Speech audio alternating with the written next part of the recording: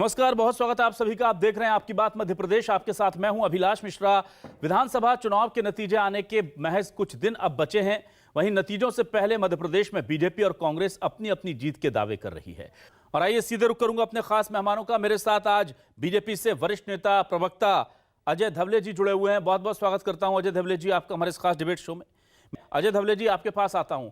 अजय जी, देखिए, कहा जा रहा है कि इस बार अलग अलग अंचलों से जो बढ़त थी वो चेंज होगी, चाहे वो मालवा निमाड़ का क्षेत्र हो जहां सबसे ज्यादा 66 सीटें मानी जाती हैं, या फिर बुंदेलखंड हो, या फिर ग्वालियर चंबल अंचल हो।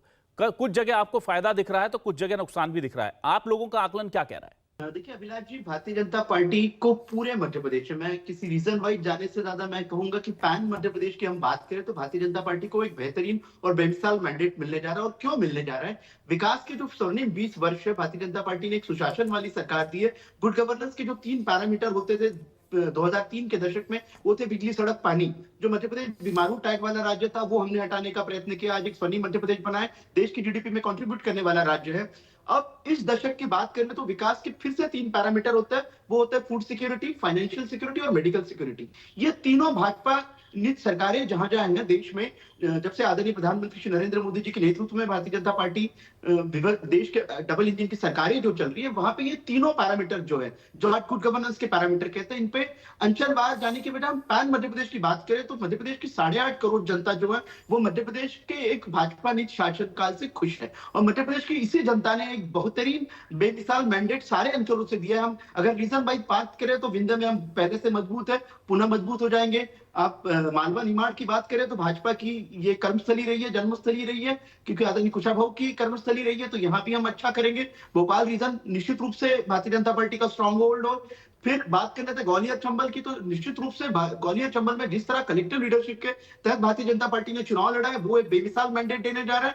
बात कर लेते हैं हम बुंदेलखंड और हमारे सागर वाले ये वाले पट्टे की, तो संत रविदास जी के एक सांस्कृतिक अभ्युदय का जो आदरणीय प्रधानमंत्री ने विजन उस क्षेत्र को दिया है, निश्चित रूप से वो क्षेत्र भी भारतीय जनता पार्टी के लिए एक बहुमत वाली सीटें लेके आ रहा है। और बात कर ले महाकौशल की, तो अभिलाष जी, आपने आपके इंटरव्यू में जो कहा है कि महाकौशल कमलनाथ जी का गढ़ है, निश्चित रूप से कमलनाथ जी सिर्फ छिंदवाड़ा तक के सीमित है। महाकौशल कमलनाथ जी का गढ़ कभी भी नहीं रहा है। आप हिस्ट्री उठा के देख लेंगे तो कमलनाथ जी का प्रभाव छिंदवाड़ा के बाहर आजू बाजू की जो जिले हैं, बालाघाट, सिवनी, यहाँ पे भी नहीं पड़ता। क्योंकि आप देखेंगे लोकसभा के चुनाव में भी कमलनाथ जी सिर्फ छिंदवाड़ा जीतता है, आजू बाजू की सारी सीटें कांग्रेस हारती रही है।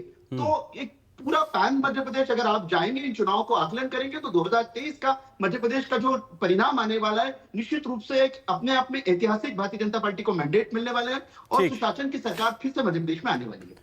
जी, भूपेंद्र गुप्ता जी काफी वरिष्ठ नेता है, कांग्रेस के वरिष्ठ नेता है और मीडिया विभाग को काफी सालों से जानते हैं। लेकिन डेमोक्रेसी प्रोबेबिलिटी से नहीं चलती, डेमोक्रेसी गवर्नेंस से चलती है और गुड गवर्नेंस से चलती है। दूसरा, डेमोक्रेसी जन आकांक्षाओं के सम्मान से चलती है। आप देखिए 2014 का जब भारतीय जनता पार्टी को लोकसभा में मैंडेट आया था, तो सबने कहा था कि ये भारतीय जनता पार्टी ने अपना पीक पा लिया है, इसके बाद भारतीय जनता पार्टी की सीटें नहीं बढ़ सकती। 2019 का हमारे सामने उदाहरण है, उस पीक को भी हम तोड़ के आगे निकले। तो जब आप उदाहरण के तौर पे ले लिया जाए तो गुजरात का उदाहरण ले लीजिए। अगर प्रोबेबिलिटी चलती तो गुजरात में कांग्रेस पहले कई सालों पहले सरकार बना ली थी। लेकिन जब गुड गवर्नेंस चला है, प्रो इनकम्बेंसी एक बड़ा फैक्टर निकल के, और प्रो इनकम्बेंसी में होता यह है कि सरकार की जो जनआकांक्षाओं का सम्मान होता है, सरकार की जो जनहितैषी योजनाएं होती है, उसको लोग मानते हैं, उसको जिताने के लिए और उससे आशीर्वाद देने के लिए लोग उमड़ पड़ते हैं। आप मध्य प्रदेश में भी देखिए, लाडली बहनाओं की कतारें लगी है। हम सिर्फ एक योजना की बात नहीं करेंगे, ऐसे अनेकों योजनाएं हैं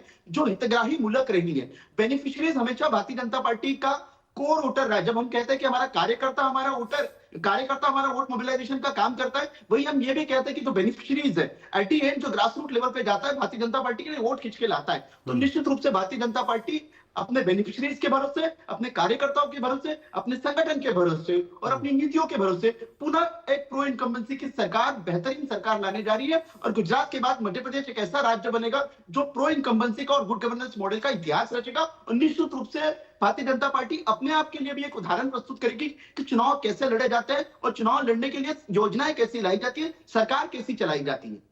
भारतीय जनता पार्टी हमेशा सोची समझी स्ट्रेटेजी और रणनीति के तहत काम करती है। निश्चित रूप से इन जो हमारे 7 सांसदों जिसमें 3 केंद्रीय मंत्री भी सम्मिलित है, उन्हें चुनाव में इसलिए उतारा गया कि जिन आप अधिकतर सीटों का आप आकलन कर लीजिए, उन सीटों पे उतारा है जो सीटें भारतीय जनता पार्टी 2018 में लूज कर गई थी। आप चाहे दिल्ली का उदाहरण ले लीजिए, आप जबलपुर पश्चिम का उदाहरण ले लीजिए, एक आध सीट अगर आप इंदौर 1 का उदाहरण ले लीजिए, सिर्फ इनकी सीट अपने प्रहलाद जी की सीट अगर छोड़ दी जाए और रीति पाठक जी की सीट, तो बाकी सारी सीटें भारतीय जनता पार्टी हार चुकी थी। और उन कठिन सीटों के साथ साथ उसके आजू बाजू की सीटें जीतने के लिए भारतीय जनता पार्टी ने अपने सारे वरिष्ठ नेताओं को उतारा। अब दूसरी बात, आप कह रहे हैं कि आपने सांसदों को उतार दिया, तो भारतीय जनता पार्टी के पास मध्य प्रदेश में 29 में से 28 सांसद है। जब आपके पास इतने सांसद है तो आप निश्चित रूप से उतारोगे। कांग्रेस के पास गिन के एक सांसद है, वो भी कमलनाथ जी के बेटे हैं नकुलनाथ जी, तो वो उनकी बलि देना नहीं चाहेंगे। अब बात कर लेते हैं, देखिए कांग्रेस ने अपनी टैगलाइन दी थी, कांग्रेस आएगी खुशहाली लाएगी। निश्चित रूप से कांग्रेस आई, मध्य प्रदेश 2023 के चुनाव में खुशहाली 2 लोगों के लिए लेके आई। एक तो है दिग्विजय सिंह जी के बेटे मिस्टर जयवर्धन सिंह और दूसरा है कमलनाथ जी के बेटे नकुलनाथ जी।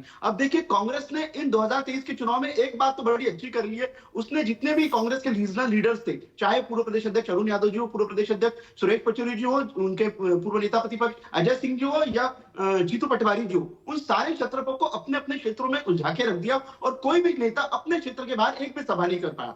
मेरे मित्र आनंद जी बहुत ही विद्वान प्रवक्ता, उन्होंने पहले कहा था कि शिवराज जी को इन्होंने चेहरा हटा दिया। मैं आपको बताना चाहूंगा, आज भी मध्य प्रदेश में सबसे ज्यादा अगर किसी नेता ने, जन नेता ने सभाएं किया तो आदरणीय शिवराज सिंह चौहान जी है। 165 सभाएं किया अभिलाष जी, और ये निश्चित रूप से शिवराज जी की लोकप्रियता की भारतीय जनता पार्टी को एक बहुमत मिलने जा रहा है। आपने चुनाव उनके नेतृत्व में नहीं लड़ा या कैसे लड़ा? ये कलेक्टिव लीडरशिप का चुनाव था और हर चुनाव एक अपना अलग चुनाव होता है। भारतीय जनता पार्टी ने चुनाव को उस तरीके से लड़ा है। तो 3 दिसंबर को भी हम आपके चैनल पर बैठेंगे, पुनः डिबेट करेंगे और निश्चित रूप से इन्हीं मुद्दों पर डिबेट होगी कि भारतीय जनता पार्टी को ये ऐतिहासिक मैंडेट क्यों मिला। आप तीनों मेहमानों का हमारे साथ जुड़ने के लिए, इस डिबेट का हिस्सा बनने के लिए दर्शकों का भी शुक्रिया। नमस्कार।